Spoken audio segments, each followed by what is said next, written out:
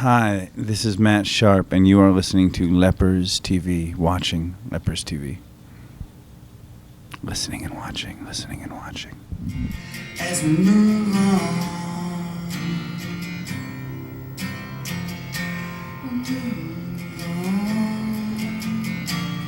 as we move right on. Hey, we're back, and I'm here at the Hi Pointe with Matt Sharp, and we're just hanging out, having a good time. So, how's the tour been for you? The tour's been interesting. Yeah. Interesting. So, what made you come about with like the pillows and the Christmas lights and the intimate atmosphere? Oh, yeah, that's a good. Oh, sorry, that's a good question. I guess for me, the most important thing was just to take down as many barriers and walls between the performer and the audience as possible, you know, and that's kind of what we tried to do with the music when we recorded it, and that's kind of what we're trying to do with the shows as well. So if the stage is big enough, which this one isn't, we usually try to fit the entire audience on the stage, or if the stage is real small, we set up on the floor or that kind of thing, and just try to, you know, keep the level of BS to a minimum, I guess. So, do you have like a good audience participation and excitement? It depends on the night, I guess. Like some nights, we just played in Toronto, and it was really like a sort of an Irish pub sing-along kind of campfire kind of a thing. Yeah, it was really strange. There were some people that were very, overtly enthusiastic about the past and all that kind of stuff. And then some nights are just everybody's extremely quiet, and it's just a really mellow evening from the beginning to the end, and the mood is a little bit more somber or something like that. Do you get frustrated with people like probably asking for old songs like Rentals or Weezer or whatever? And well, not really with the Rentals stuff, because we play a bunch of the Rentals songs on the set, and I'm pretty aware that most of the people that come to see the shows don't know any of the new material at all. So it would be a little bit rude on my part, I think, to just come out and, you know, have them come here and not play anything from the past, and just focus on the new material that they haven't even had a chance to hear yet. So. Do you have like a good mixture of people, like young and old, or is it kind of the same age, younger kids? I guess that also changes night to night, you know. There is definitely a whole group of people that got into Weezer and into the Rental stuff at, 7 years old or something like that. And so, now they're 14, 15, 16, 17 that are coming to the shows. And then there are, people out of college or whatever, or in college and all over the map. I saw something really interesting, your t-shirts, the Free Matt Sharp. What's that all about? Just... Yeah. A funny idea? No, what happened was I played my first show coming out of sort of this recluse period, and the first one I did was at this very small theater in New York called the Pantheon Theater, and it's just a stage theater for like theater companies, and so we did the show, and a kid came up from, I think, Florida or Virginia, and brought me one of those shirts I guess having something to do with trying to get me out of. Or start playing again or performing again. And so he brought me the shirt, and the next day I'd completely run out of laundry, and so I was wearing the shirt in New York, and all these very rambunctious New Yorkers started yelling at me about who is that guy, and I had headphones on, and I was just walking around in the city listening to music and kind of phasing out a little bit, and I could just see like people pointing at me and like and And no, they just everybody was just sort of curious about the whole thing, and it was really kind of a pain in the ass, you know. And it was so. My friend was with me and said that makes Great T-shirt. a good idea, you know. And since then, I think a lot of people that have bought them have suffered the same fate that I had, you know, and get people yelling at them and all that. So, why did you pick Tennessee as your place to kind of chill out and think about things and record?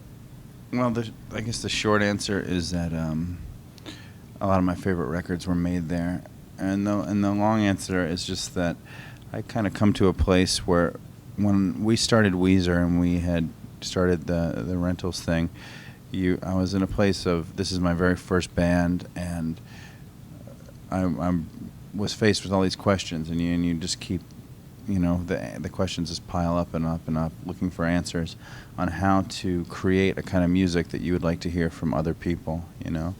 And so in that time, it was essentially Rivers and I being very analytical about listening to music, how do we want to perform, or what things about other people's music do we like, and all that. And finally we got to that place where we found a lot of answers, and we're making the kind of music that, you know, that we'd wanted to hear from other people, and we kind of feel like we did it as good as we could at the time.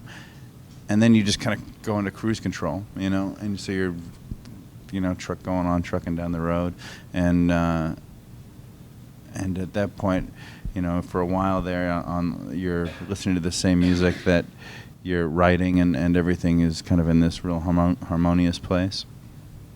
And then at some point, I looked at my record collection and the kind of music I was playing, and they seemed to really take in two different roads.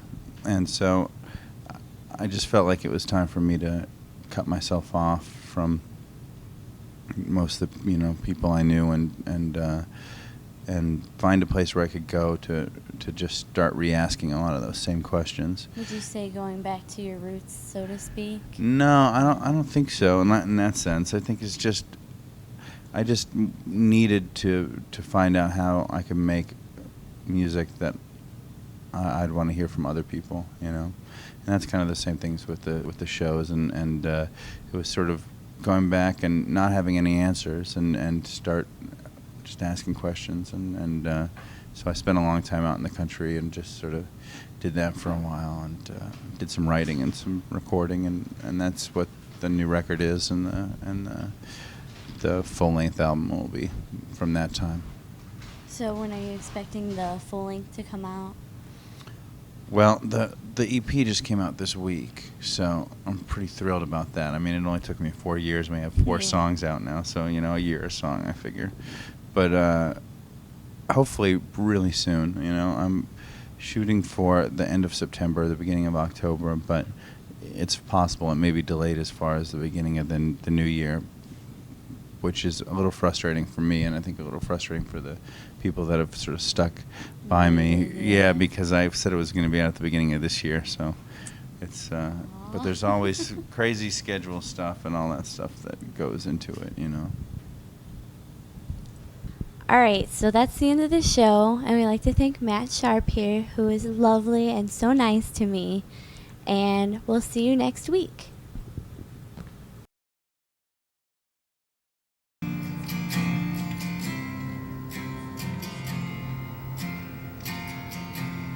Yeah, we'll find a new place nice,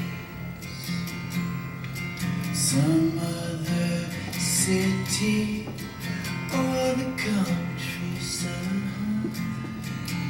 We'll make new friends in time.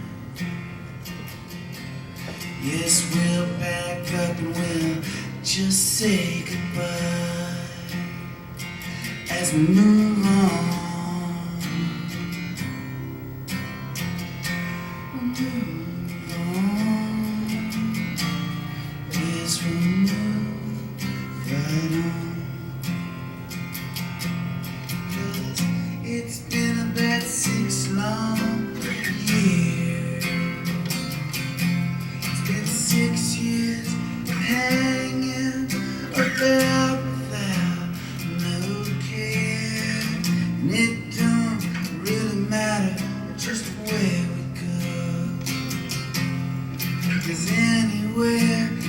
better than here. I think that's one thing you and I both seem to know as we move on.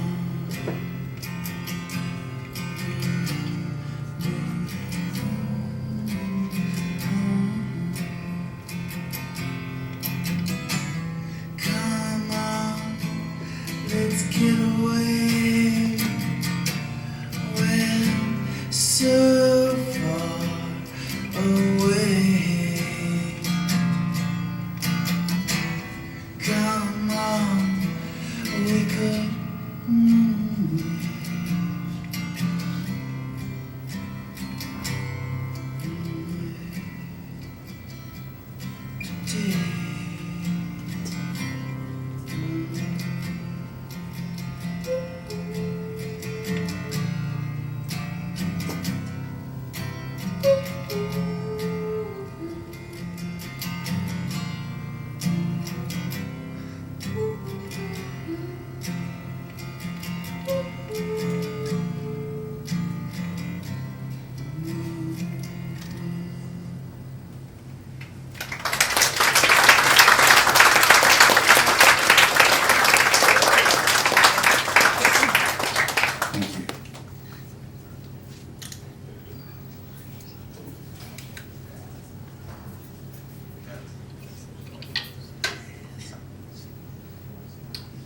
Hello, everybody.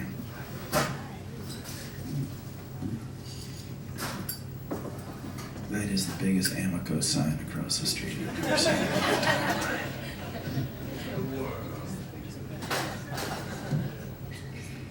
Shit. Wow.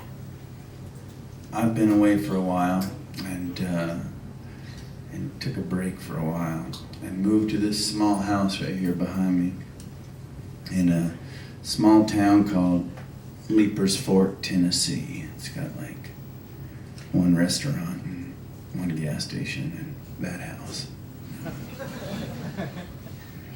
So there wasn't a lot to do but do some thinking and some writing and recording, and so a lot of the songs you're going to hear tonight are songs that were recorded there, and so thank you so much for coming down and sticking with me and listening to all this new music that you may not know. So this is one of the songs we recorded in that house. It's called Every Time in Blue.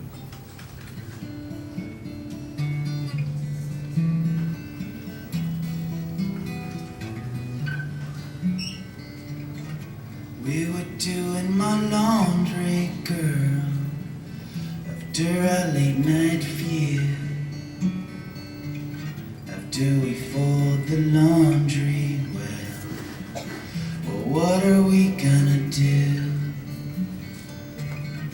10 nights they calmed you down in a trashy room,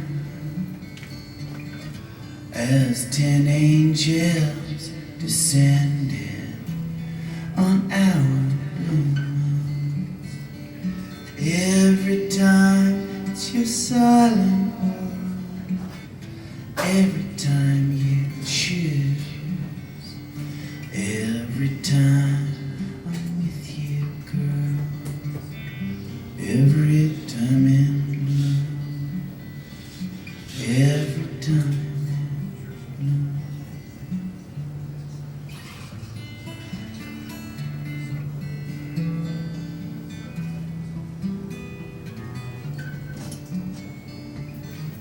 Always take the longest roads, hey, but what does that prove? We only make each other tired now. We're too tired to move. And I hate to see you stressing out about what you cannot do. Paris, it's too pretty for us. Well, maybe it's not for you. Every time it's your silent world, every time you choose, Every time I'm with you, girl, every time in blue, every time in blue.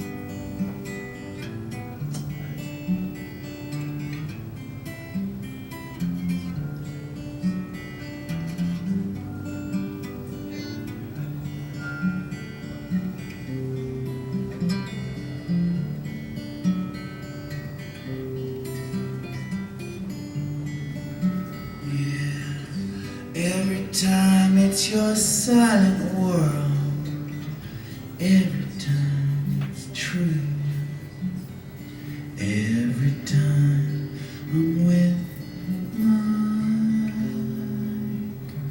girls blue, every time in blue, every time in blue, every time in talk to me now, blue. Every time in.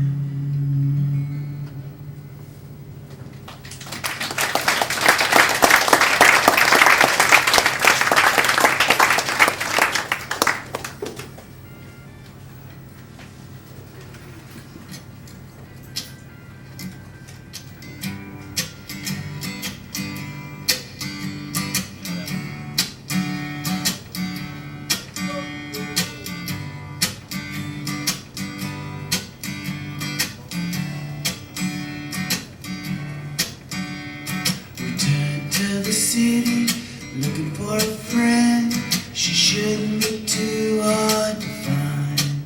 There's only one or two places she could be well around this time of night. Didn't tell her I'm in town or I'd be coming around. I step into her world. She greets me casually and hands me a drink. I wake to 6 in the morning for her.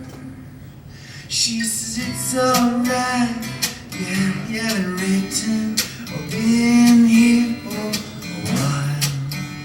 So just grab your things, you can come on over and stay with me at my house. And it's alright, it's alright.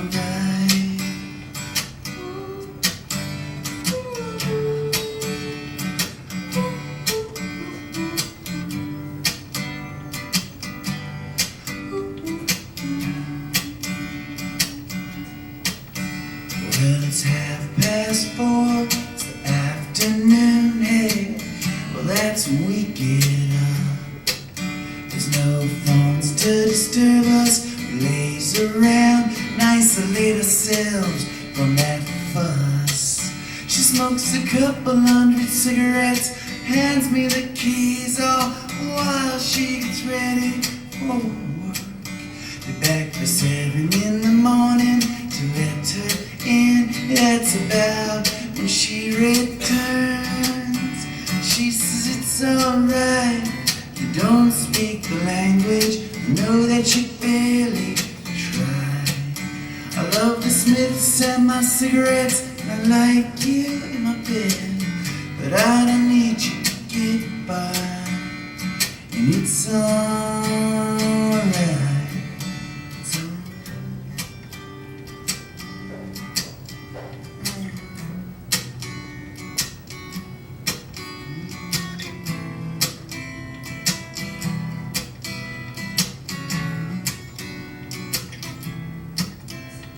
I'm sure you wanted just to forget about things for a while. And as I see how you see how we see, when we see, 1, 2, 3. She says it's alright, you're gone to the States, you won't be back for a while. She says it's alright with you, it's alright without you in it. Either way, that's just fine. She says it's alright, 'cause I don't expect to hear from you. But you're welcome back anytime, unless I find a new friend. And this will just have to end, and we won't need no goodbyes. It's alright. She says it's alright. It's alright. It's alright. It's alright.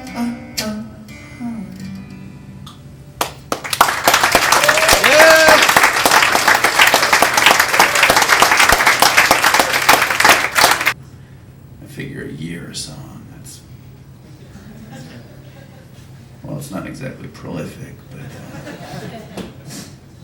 it's the best I could do. So.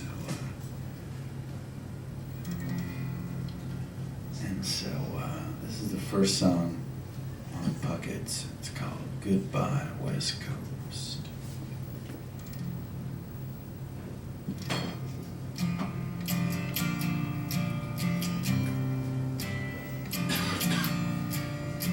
It's a hazy day, making my way out somewhere on the motor highway, heading down East Coast bound.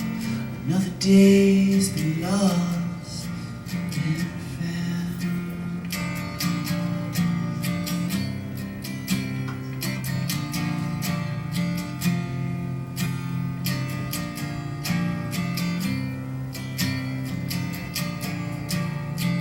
I wrote down a few things to say, of a few things I'd like to say to my best friend's grave. But I'm hardly awake, so I pull into a stop right off the motor highway. It's a silly day, just reading the trades and making films about some friends I'd made. No sound as they turned around. One day they lost, the next day they're found. It's alright. Goodbye, West Coast. I'm going back, I'm going home. Goodbye, West Coast. I'm going home.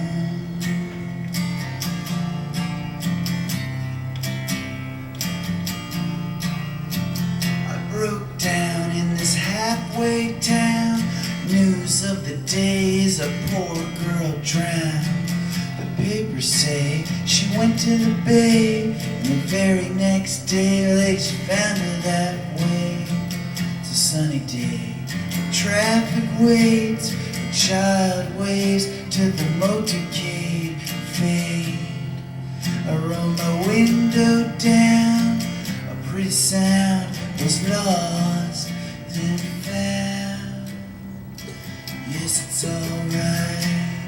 Goodbye, West Coast. I'm going back, I'm going home. Goodbye, West Coast.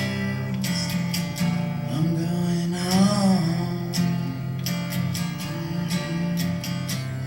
Yeah, I'm going home. And I'm making my way to my best friend's grave.